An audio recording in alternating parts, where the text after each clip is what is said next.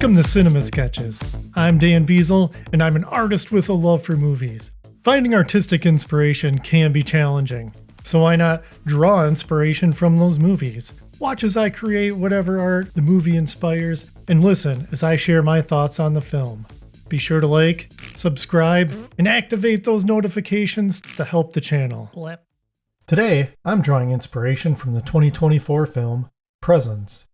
This movie was directed by Steven Soderbergh, who's known for a lot of his earlier indie films, but also probably more known for his more modern films like the Magic Mike movies and the Oceans movies, which they're whatever, I don't know. It stars Kalina Liang, Lucy Liu, Chris Sullivan, and Eddie Madej. The letterboxed synopsis is as follows. A couple and their children move into a seemingly normal suburban home. When strange events occur, they begin to believe there is something else in the house with them. The presence is about to disrupt their lives in unimaginable ways. Now let's dive into it. Ooh, we've got watercolor paper today because it's going to get wet. Now I'm not the best at working wet, as I'm a bit more structured, but we're going to start off with some sketching here because I was inspired to make a human becoming one with the universe after passing, which is not something directly from this movie. Now with Presence, I was really looking forward to this one. I'm super into ghost stuff, and actually the scariest dreams I have are of very subtle ghostly activities. So knowing that this movie is from the perspective of the titular Presence, I was pretty pumped for this one.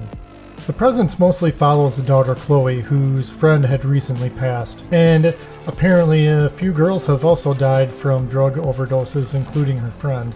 A very real thing. So we have some drawing gum here, which I'm going to use as a liquid mask to mask out this form, so that way little to no paint will actually affect this area. Also, Chloe can detect the presence, which is interesting because not everyone can in this movie, but it does have some interactions with the family members and others, kind of when it wants to and it needs to. There's definitely an intelligence behind the presence. So as I finish filling this in, I'm also going to flick more on here in the hopes that I can get some really fun speckled effects, but I have to wait for it to dry.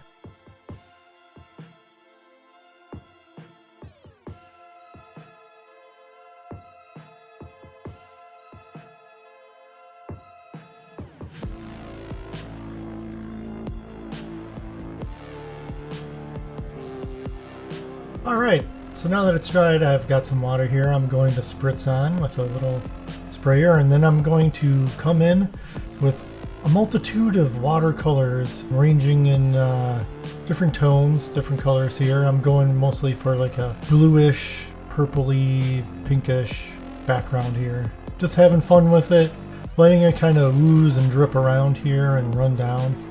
Oh yeah, I'm also going to throw in a little bit of green just to kind of change things up a little bit. Going in, I'm going to do some sponging and some other stuff. I'm just going to kind of keep building this up with a multitude of different tones here.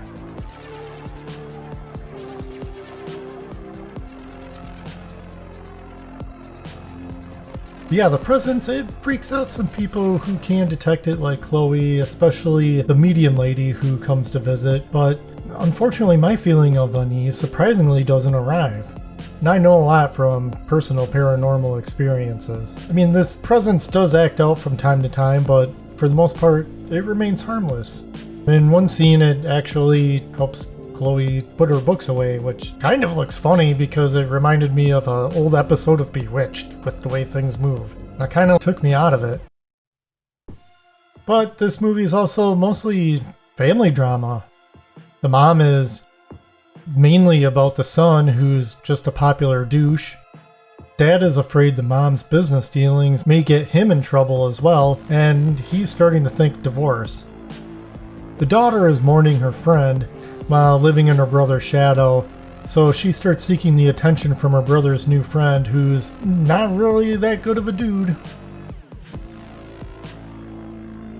And all the while, the presence just observes and sometimes does some spooky-ish stuff.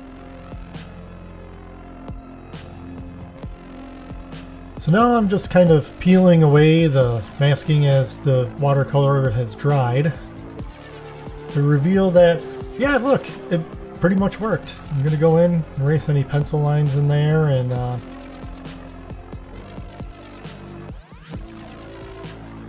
going to go in with a very light alcohol marker to just kind of give this form a little more form.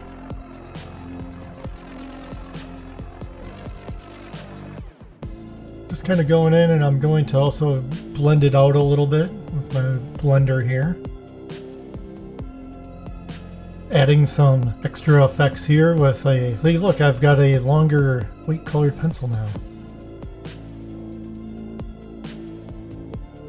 Going in with a gel pen as well, make these squiggly lines of energy stand out a little more. And also kind of like touch up a few spots that the paint got through. I'm also going to come in with a little paint and just kind of cover it up a little bit. I don't know, it may not work the best, but we'll see. Sign it and we're done.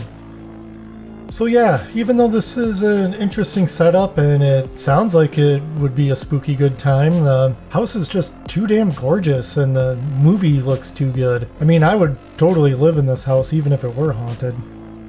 And this movie could have just been an episode of an anthology TV show and been fine. The acting is fine, the movie looks great, concept is good, but it just doesn't stick to landing. And the ghost stuff isn't spooky enough. And, you know, ultimately, the concept of the presence perspective is better than the execution. 3 out of 5 stars for the acting, production value, and the adorable house. Hey, thanks for watching. Do all the things that help the show grow and share your thoughts on the movie and what inspires you down in the comments. Check out Corrupted Youth Podcast for more movie discussions with my son Brennan and I. You can find episodes here on YouTube or wherever you listen to podcasts. Links are going to be down in the notes. So until next time, art and at hand the world.